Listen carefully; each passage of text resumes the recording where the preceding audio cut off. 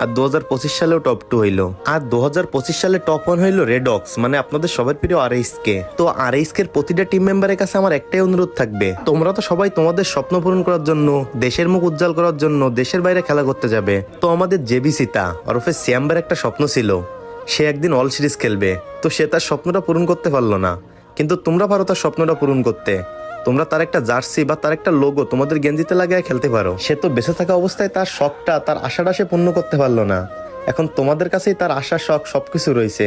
সে মরে যাবার পর হইলেও তার শখটা, আশাটা তোমরা পূর্ণ করো। আর হ্যাঁ, এতে করে বিশ্বের স্পোর্টস কমিউনিটি সবাই জানবে বাংলাদেশে একটা চিতা ছিল যে কিনা নিজের দেশের জন্য, নিজের দেশের স্পোর্টসের জন্য নিজের জীবন বাজি রেখে খেলছে।